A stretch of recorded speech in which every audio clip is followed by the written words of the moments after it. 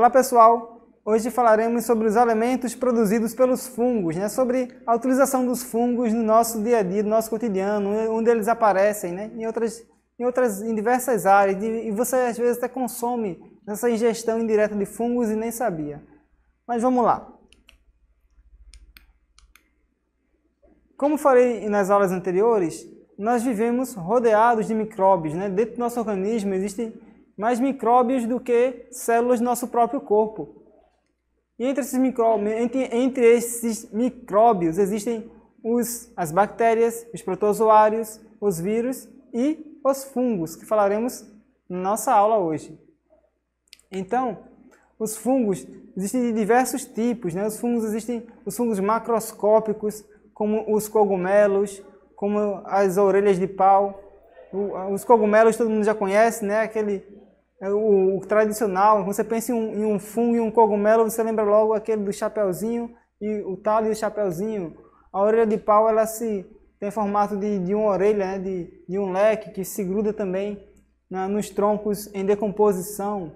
Isso porque os fungos eles são seres decompositores. Os fungos não são plantas, os fungos não são animais, são o reino fungi, são os fungos. Eles possuem em suas células características tanto de células animais, mas também possuem características de células vegetais, como parede celular.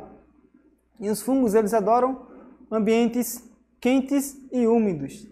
É ideal para eles. E nesse ambiente quente e úmido, eles se proliferam principalmente em esporos pelo ar.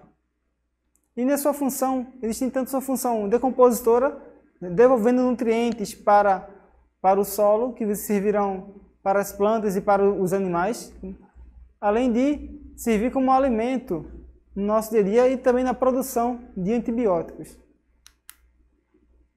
Os fungos eles são basicamente de três formas. Eles apresentam-se na forma de mofos. Quem nunca viu em casa uma parede mofada, um teto mofado, aquele mau cheiro que eles exalam por conta da umidade na parede, de infiltração. Então causam bastante mofo, que causam problemas respiratórios em nós. Quem nunca viu leveduras, quem já tomou levedura de cerveja para ficar mais forte, porque é saudável, porque é nutritivo no nosso organismo. Quem já viu falar na Saccharomyces cerevisiae, a produção de cerveja é produzida por fungos também. E os bolores, quem nunca viu lá na sua cozinha uma banana apodrecendo, mofando, uma laranja apodrecendo, um tomate. E tem até um dito popular que uma maçã estragada, uma fruta estragada em meio às outras, estragará todas elas, Então, uma fruta com um bolor atacada por fungos, esses fungos se proliferarão, se reproduzirão, soltando seus esporos no ar, e ele atacará todas as frutas ao redor, porque se espalha pelo ar. Então você vê um fruto aparentemente saudável, mas se ele estava próximo a um fruto podre, logo ele mostrará também o seu bolor, o seu fungo em sua casca também. Não porque esse fungo surgiu do nada, mas todo fungo ele vem de outra fruta que também possui fungos, ou então das paredes da geladeira que também ficou contaminada com esse fungo. Então, se você perceber na sua geladeira, ou na sua despensa, ou na fruteira lá da cozinha, frutas com fungos, retire-as. E procure não agitar essa fruta para que não espalhe mais esporos por toda a cozinha.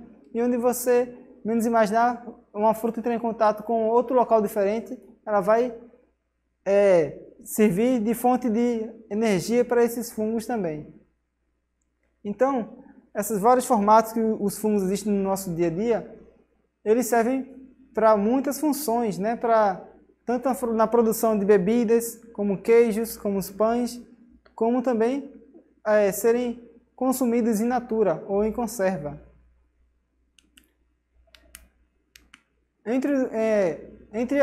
Na história dos fungos, como falei nas aulas anteriores, a descoberta do primeiro antibiótico, a penicilina, surgiu do penicillium, do fungo penicillium, que foi acidentalmente, felizmente foi descoberto pelo Fleming, quando ele, cultivando uma placa de bactérias chamadas estafilococcus, descobriu um fungo que conseguiu matar essas bactérias.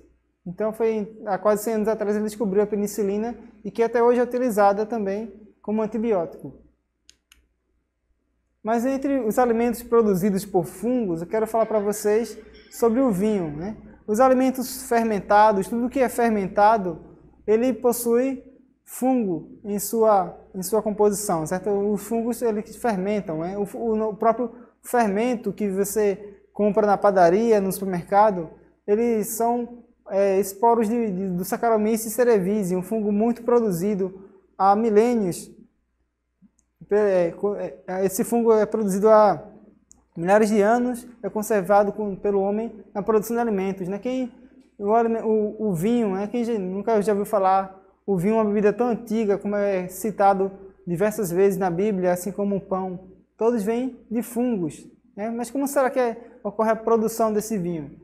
O vinho ele é produzido a partir do suco, do moído, das uvas amassadas, em que esse suco de uva são prensados e a casca é separada do suco da uva. Esse suco de uva ele é fermentado, né? Ele é fermentado, ou seja, é adicionado a ele o fermento, um pó com os fungos da Saccharomyces ou de outros tipos de vinho, como por exemplo a Saccharomyces baianus, a Saccharomyces Cavalieri, a Saccharomyces ellipsoideus, são tudo nome complicado, tudo nome de fungos que produzem diversos tipos de vinho. E o vinho possui também características da uva de que ele é produzido, né? Se é uma uva Cabernet, se é uma uva Merlot, tudo isso vai ser essencial para que o vinho possua a sua característica. Ser um vinho que possua mais tanino, um vinho mais amargo ou menos amargo, um vinho seco, um vinho doce. Então, não só o tipo de levedura que fermentou esse vinho, mas também o tipo de uva vai definir a característica desse vinho. E esse vinho, após ser fermentado por vários dias, ele pode ser armazenado em garrafas ou em barris ou em grandes tonéis metálicos por um longo tempo, para que o seu sabor seja acentuado. Então, quando você bebe vinho, você também ingere indiretamente fungos.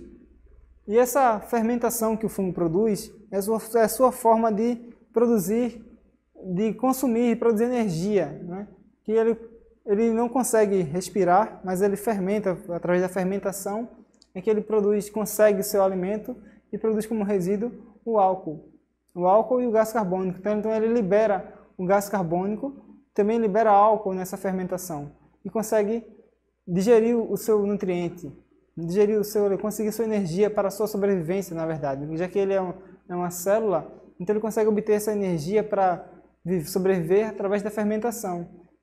Não como a respiração, ou como a fotossíntese quando ocorre nas plantas, ou na respiração como ocorre nas células animais, mas pela fermentação ele consegue transformar a glicose em fontes de energia para produzir, e que produz no final álcool e gás carbônico. Então esse gás carbônico é sendo liberado, e nessa liberação do gás carbônico faz com que, por exemplo, a massa do pão aumente de tamanho. Toda cozinheira sabe que quando ela faz um pão, ela coloca só uma pitadinha de fermento no pão, uma pitadinha de fermento quando faz o bolo, porque sabe que aquela massa vai crescer bastante. Se ela colocar fermento demais, aquela massa vai crescer tanto que o bolo vai ficar fofo demais. Esse fofo que o bolo fica são pequenas bolhas de gás carbônico que são produzidas tanto no pão quanto nas todas as massas que são utilizadas no fermento.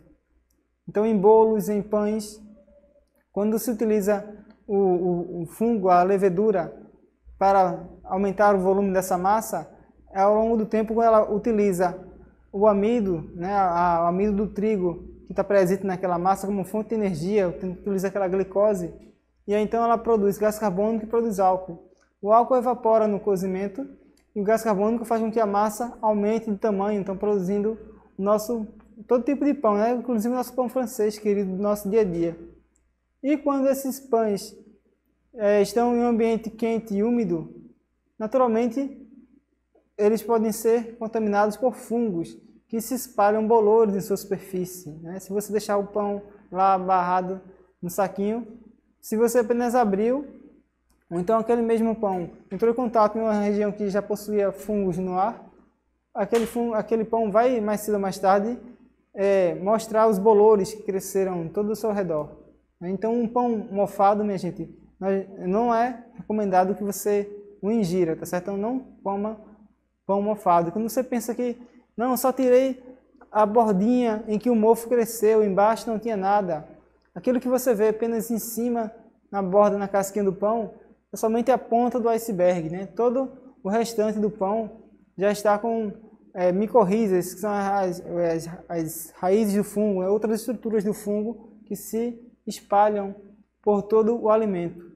Então, somente aquele pedacinho da casca que você vê, que está com branquinha, com um mofo, e acha que o restante do fruto está bom, não está.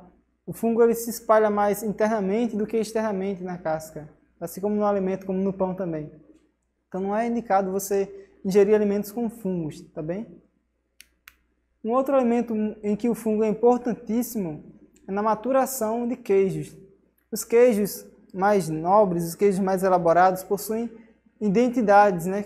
Por exemplo, o queijo Camembert, o queijo Roquefort, são cidades francesas em que ganharam o nome do seu queijo e que, para dizer que o queijo é Roquefort, tem que ser produzido por aquele determinado fungo, Penicillium roquefort, na cidade de Roquefort. Então, tem toda uma tradição familiar na produção de queijos. E os queijos que são produzidos dessa maneira, os queijos maturados, passam por esse processo de formação. No leite é adicionado fungos, esses fungos fermentam o leite, produzindo esse queijo.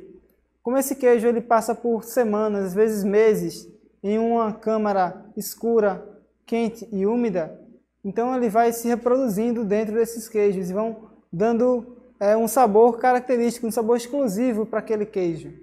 Então são alimentos muito nutritivos, porque também produzem nutrientes nessa maturação e também dão um sabor especial para esse queijo, são apreciadíssimos na culinária. Então os diversos tipos de queijo que você imaginar são produzidos por fungos. E esse processo de maturação é um processo natural, então são fungos do bem que participam desse processo. Um outro alimento também muito gostoso, né, saboroso, são os fungos natura, os fungos comestíveis. Né? Nem todo fungo é comestível, tá, gente? Existem milhares de espécies de fungos venenosos e apenas uma meia dúzia de fungos comestíveis. Os fungos comestíveis são muito apreciados na culinária, são alimentos bastante refinados e que possuem um sabor muito específico, muitos são muito saborosos, são utilizados muito nas culinárias gourmet, né? Nas culinárias mais refinadas. Então, fungos do tipo shimeji, shiitake ou o próprio champignon são vendidos em conserva e são cultivados em áreas muito específicas, em áreas de um tratamento muito especial, para que esses fungos não se misturem com outros tipos de fungos, outros tipos de fungos não se infiltrem nas áreas, nos criatórios desses fungos. São cultivados com muita higiene para que possam ser consumidos no mercado. Então, vocês observaram aí como é ampla a utilização dos fungos no nosso dia a dia. Servem como alimentos, servem como a produção de antibióticos, servem como decompositores no meio ambiente. Então, portanto, os fungos têm uma função enorme no nosso dia a dia. Inclusive, como eu já falei nas outras aulas, na transmissão de doenças, né? Nas micoses, como falei na aula anterior. Mas eu queria agora fazer uma perguntinha para vocês, para finalizar a aula de maneira bem descontraída. Uma perguntinha simples. Qual é o grito de guerra dos fungos coloridos? Então, imagina um fungo colorido amarelo, verde, vermelho, azul, e eles vão dizer um grito de guerra. Imagina um grupo de super-heróis dessas cores. Qual é o grito de guerra deles quando eles vão se transformar? Eles vão dizer o quê? É hora de mofar. Pois é, lembraram logo daquele grupo de 5 super-heróis, né? Que todo mundo conhece, que diz é hora de mofar. Então, os nossos fungos coloridos dizem isso. É hora de mofar. E também é hora de eu ir embora. Tá certo, gente? A gente se vê na próxima aula. Valeu, um abraço. Até mais.